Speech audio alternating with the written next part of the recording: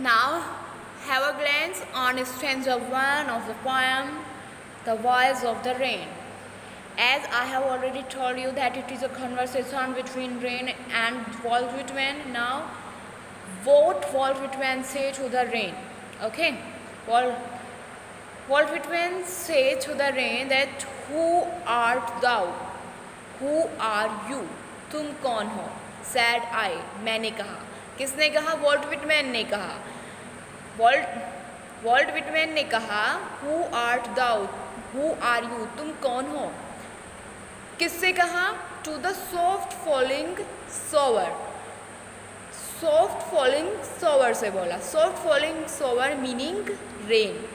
Okay, rain से कहा.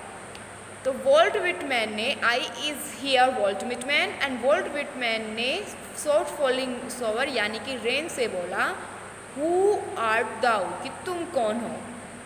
Okay, which strange to tell gave an answer as here translated. And Walt Whitman कहता है कि strange to tell, मेरे लिए बताना बहुत अजीब है. गेव मी एन आंसर, जो उत्तर उसने मुझे दिया. एज हियर ट्रांसलेटेड, और जो कि मैंने यहाँ पे ट्रांसलेट किया है. यानी कि रेन ने उसको जो आंसर दिया है वो आंसर बताना वॉल्ट विटमैन के लिए बहुत स्ट्रेंज साबित हो रहा है. और वो कह रहा है कि वो आंसर मैं यहाँ पे ट्रांसलेट कर रहा हूँ.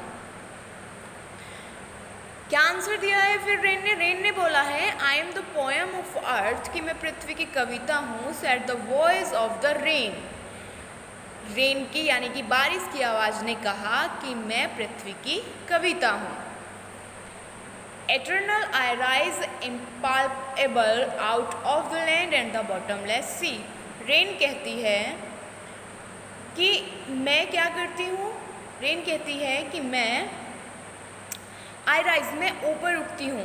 एटर्नल, कभी न ख़त्म होने वाली प्रोसेस, यानी कि वो प्रोसेस जो चलती रहती है, कभी ख़त्म नहीं होती, that is called eternal. Okay, और मैं कभी न ख़त्म होने वाली प्रक्रिया में गैस की फॉर्म में धरती से, आउट ऑफ द लैंड, धरती से यानी कि लैंड से गैस की फॉर्म में. गैस की फॉर्म होती है कि उस फॉर्म को हम टच नहीं कर सकते हैं, ठीक है ना.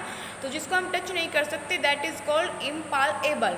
तो यहाँ पे वॉल्ट विटमैन कहता है कि रेन ने मेरे को आंसर दिया कि मैं पृथ्वी की कविता हूँ और मैं कभी न ख़त्म होने वाली प्रोसेस, प्रक्रिया में लैंड से गैसीय फॉर्म में ऊपर उठती हूँ. ठीक है, लैंड से ऊपर उठती है वो, और बॉटमलेस सी से ऊपर उठती है. बॉटमलेस सी से मतलब है कि वो सी जिसका सरफेस हमें मालूम ही नहीं कहाँ पे है. सी होता है, सी का हमें सरफेस नहीं मालूम होता कहाँ पे है. तो यहाँ पे उसको वॉल्ट विटमैन ने बॉटमलेस सी बोल दिया. ठीक है, तो पूरी लाइन का मीनिंग निकल के आता है कि रेन बोलती है कि कभी न ख़त्म होने वाली प्रक्रिया में मैं बॉटमलेस सी से और लैंड से गैसीय फॉर्म में ऊपर की ओर उठती हूँ. Okay, upward to heaven, hence vigorously formed altogether changed. और यहाँ पे फिर वो कहती है रेन कि मैं फिर upward to heaven से मतलब है upward to sky, कि मैं फिर आकाश की ओर जाती हूँ. ऊपर उठ के वो आकाश की ओर जाती है. hence मीनिंग इज वेहर, जहाँ पर विगरली फॉर्म, और जहाँ पर वो विगरली यानी कि वो बादलों की फॉर्म ले लेती है, बादल का रूप ले लेती है. और फिर वो कहती है ऑल टुगेदर चेंज, यानी कि मैं पूरी तरीके से वहाँ पे जाके अपना फॉर्म, अपना रूप बदल लेती हूँ. येट द सेम, लेकिन फिर भी मैं वही हूँ, लेकिन फिर भी मैं वही बारिश हूँ.